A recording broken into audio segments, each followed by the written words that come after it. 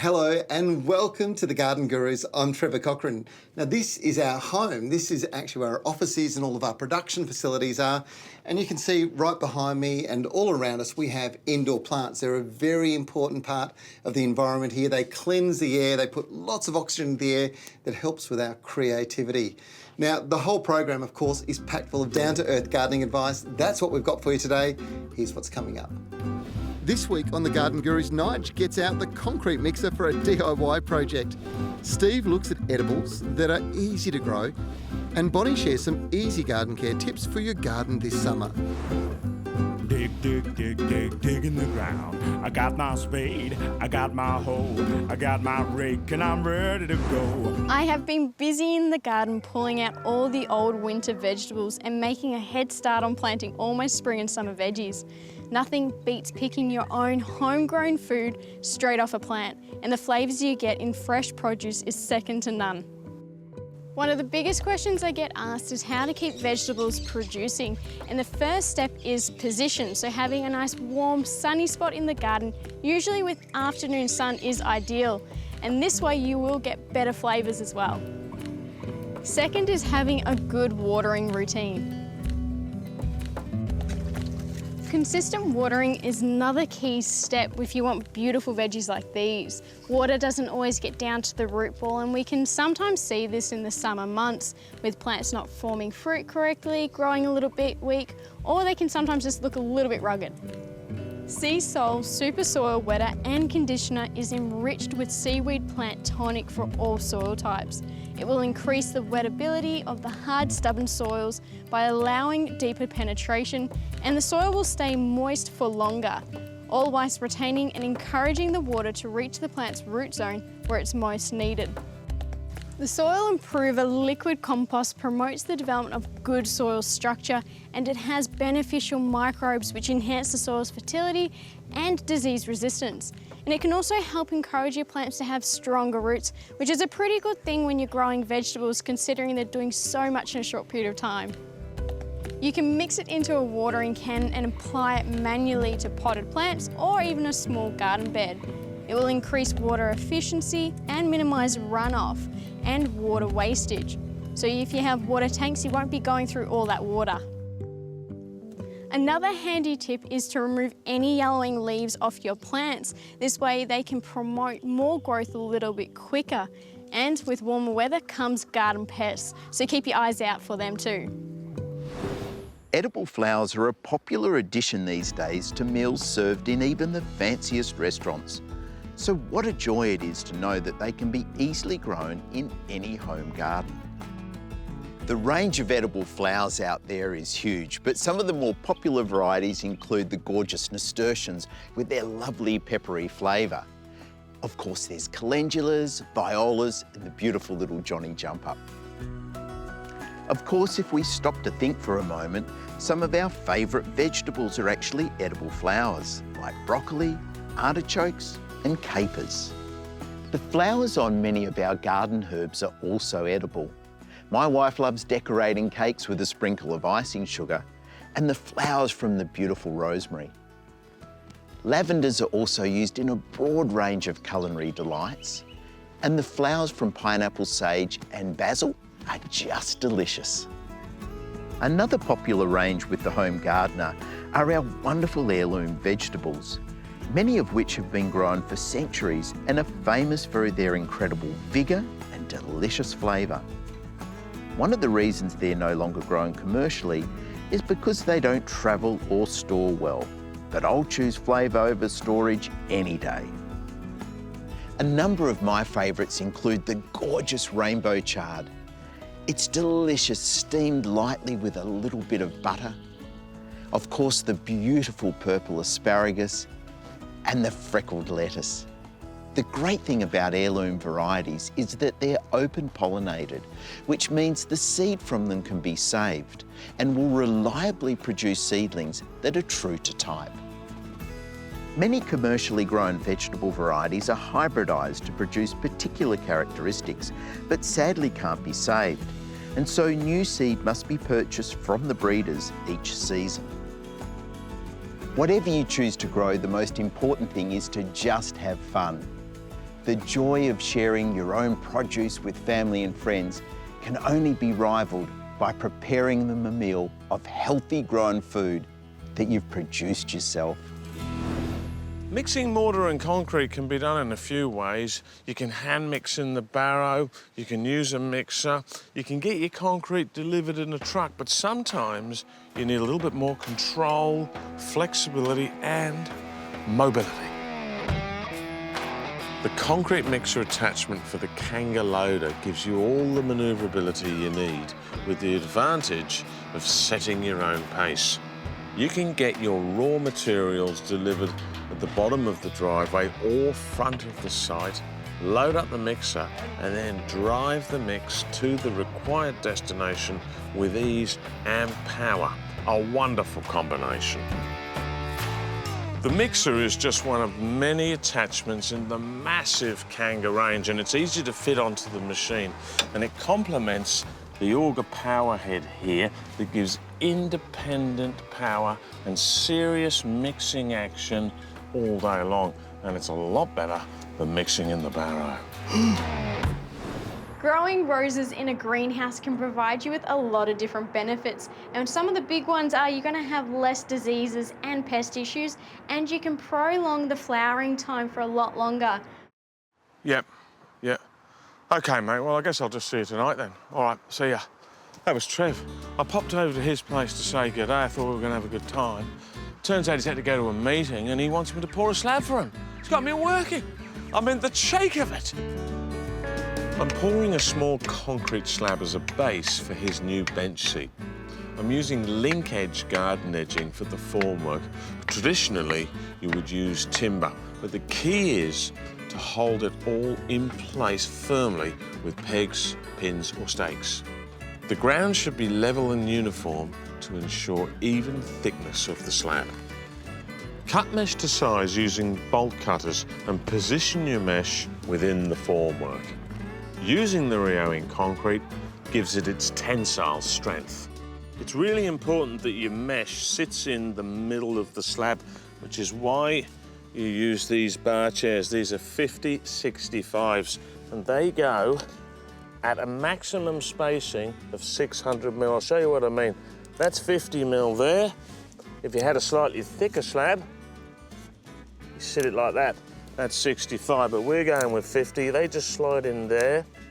I'll get one in the middle, one at the end, and all the way through. And the other really important thing is that you have 50 mil cover all the way around the outside of the mesh. That is a gap between the mesh and the formwork to protect the mesh, stop it rusting, and avoid what's known as concrete cancer.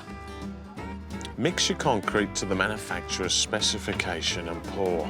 A normal class concrete mix ratio is 3 parts aggregate, that's 10 to 14 mil gravel or stone, 2 parts concrete sand, 1 part Portland cement, or you can do 4 parts aggregate, 2 sand, and 1 cement.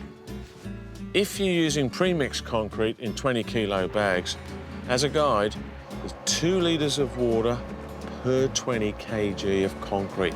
Too much water weakens the mix. Spread the concrete into the corners and base using a shovel, ensuring there are no air pockets.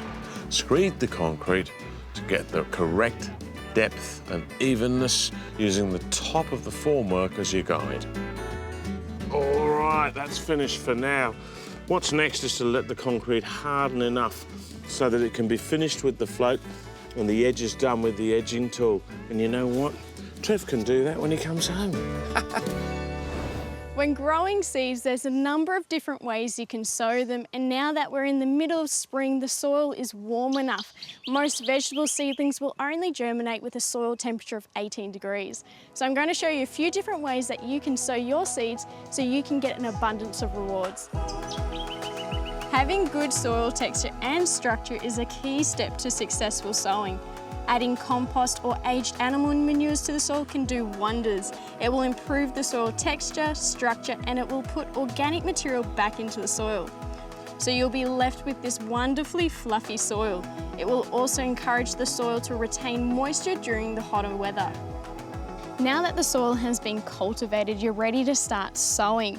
This is the Mr. Fothergill's paper seed tapes, which are biodegradable, and they're extremely easy and practical to use, so they'll suit any garden skill level. All you have to do is separate the strips, roll them out, and put them into your pre-prepared row like this one. I'm using a garden hoe to make the rows. Then lay them into the row and cover with a light dusting of soil. Give the soil a misting of water and the seeds will germinate within 7 to 14 days. It's super easy. This roll and grower is another great option for quick seed application. It's a biodegradable mat which is 2 meters long by 50 centimeters wide. And the seeds are spaced evenly on the mat in neat rows with their names printed next to it, so you'll know exactly what you're going to be growing in the patch. The first step is to rake the soil and remove any larger stones. Then lay the mat down and cover it over with some soil and water your seeds in to get them growing. If you have a smaller garden bed, you can cut the mat to customise it to best fit your garden.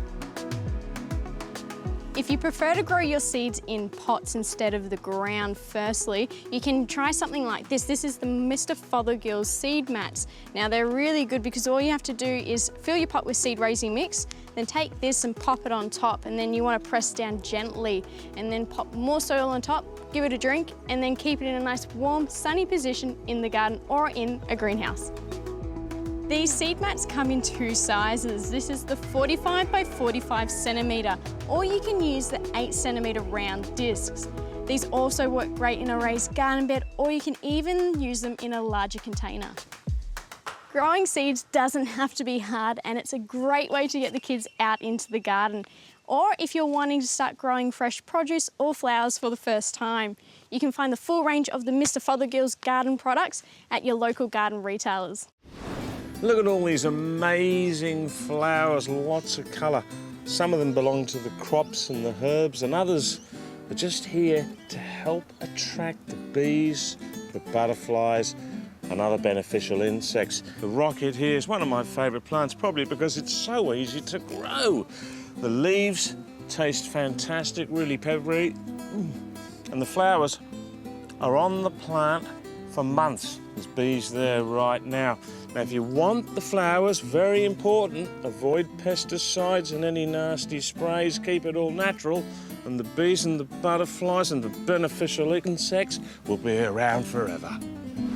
When you come to a garden like this, it really highlights the role that evergreen plants play in creating structure in a landscape. They're like the bones of the garden. And if you're looking for a really good hedging plant, it's still hard to go past box. They've got lovely small leaves and this wonderful tight growth habit, which really lends itself to being clipped into a beautiful formal hedge like this. So for more beautiful gardens and great planting ideas, when it comes to our gardening tools, we should take the time to look after them. That way they continue to help us get the job done. And the same goes for when we're using our gardening gloves. One of the first steps, and I bet you guessed it, is cleaning off any dirt. I know how tempting it is at the end of the day to just toss your gloves to the side and not worry about them. But if you do this, it'll keep the overall hygiene of your gloves a lot better, and your hands as well. If you have leather gloves, you can use a damp cloth and then you can remove any of the mud off the gloves that way.